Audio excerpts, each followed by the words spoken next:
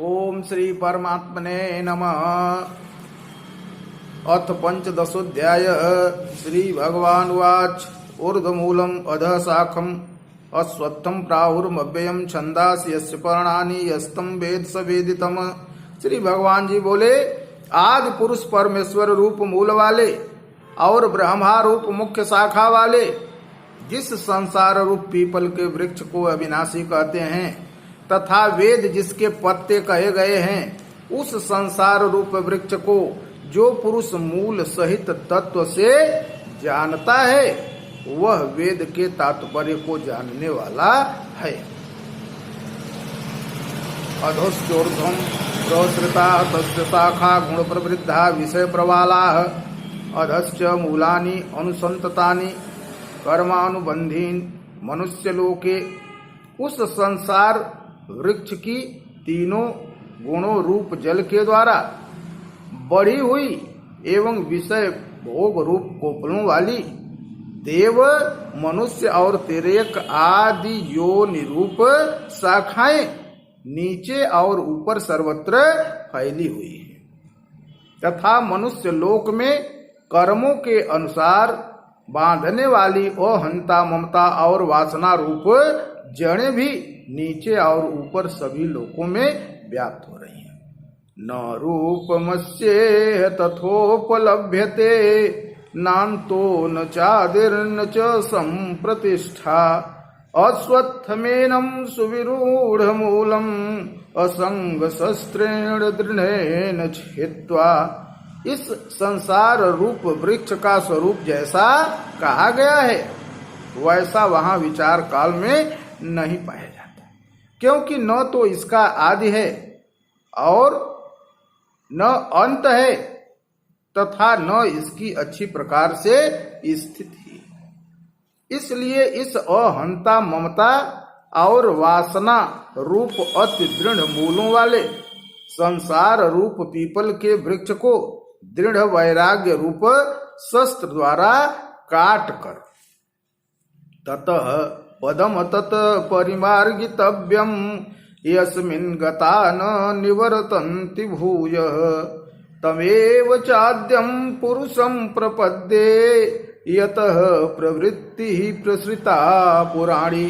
उसके पश्चात उस परम पद रूप परमेश्वर को भली भांति खोजना चाहिए जिसमें गए हुए पुरुष फिर लौटकर संसार में नहीं आते और जिस परमेश्वर से इस पुरातन संसार वृक्ष की प्रवृत्ति विस्तार को प्राप्त हुई है, उसी आदि पुरुष नारायण के मैं शरण हूं। इस प्रकार दृढ़ निश्चय करके उस परमेश्वर का मनन और निधिध्यासन करना चाहिए। निर्माण मोहाजित संग दोषा अध्यात्म नित्या निवृत्त कामा द्वंद्वैर् विमुक्ता सुख दुख संगैर् गच्छन्ति मूढ़ाः पदम अव्ययम तत। जिनका मान और मोह नष्ट हो गया है, जिन्होंने आसक्ति रूप दोष को जीत लिया है, जिनकी परमात्मा के स्वरूप में नित्य स्थिति है और जिनकी कामनाएं पूर्ण रूप से नष्ट हो गई हैं, वे सुख दुख नामक द्वंद्वों से विमुक्त ज्ञानी जन उस अविनाशी परम पद को प्राप्त होते हैं। न तद्भासयते सूर्यो न शशांको न पावकः यद गत्वा न निवर्तन्ते तद्धाम परमं मम। जिस परम पद को प्राप्त होकर मनुष्य लौटकर संसार में नहीं आते, उसी स्वयं प्रकाश परम पद को न सूर्य प्रकाशित कर सकता है, न चंद्रमा और न ही अग्नि। वही मेरा परम धाम है।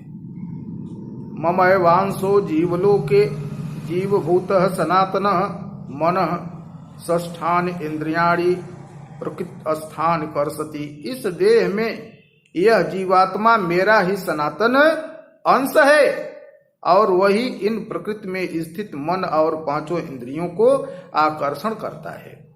शरीरम यत् आपनोति यच्च अपि उत्क्रामत ईश्वर गृहीत्वा एतानि संजाति वायु गंधा निवासयात। वायु गंध के स्थान से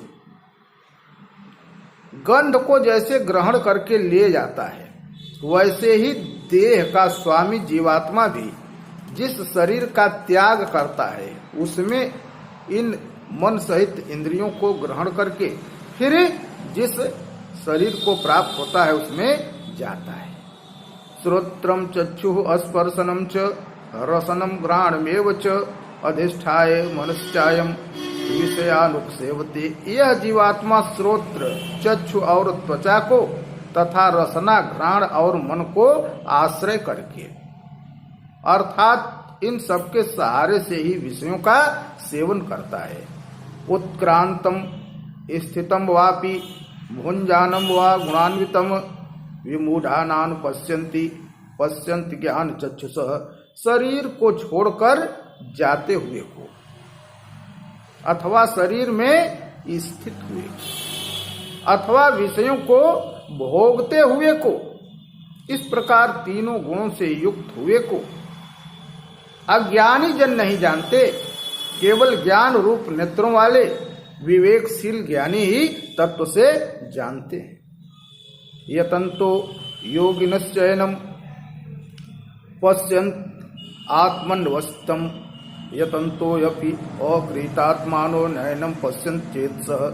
यत्न करने वाले योगी जन भी अपने हृदय में स्थित इस आत्मा को तत्व से जानते हैं, किंतु जिन्होंने अपने अंतःकरण को शुद्ध नहीं किया है ऐसे अज्ञानी जन तो यत्न करते रहने पर भी इस आत्मा को नहीं जानते। यदादित्य गतम तेजो जगत भासयते अखिलम यच्चंद्रमस यच्चाग्नौ तत्तेजो विद्यमाम कम।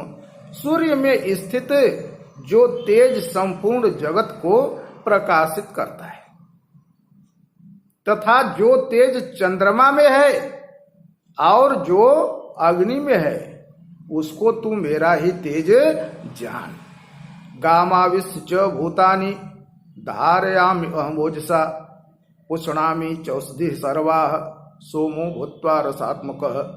और मैं ही पृथ्वी में प्रवेश करके अपनी शक्ति से सब भूतों को धारण करता हूँ और रस स्वरूप अर्थात अमृतमय चंद्रमा होकर संपूर्ण औषधियों को अर्थात वनस्पतियों को पुष्ट करता हूँ।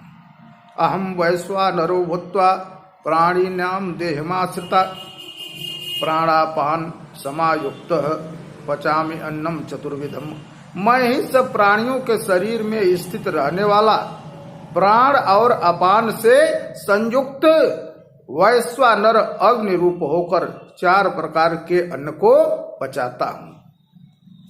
सर्वस्य चाहम हृदि सन्निविष्टो मत्तः स्मृतिर्ज्ञान अपोहनम च वेदैश्च सर्वैः अहमेव वेद्यो वेदांत कृत वेद विदेव चाहम।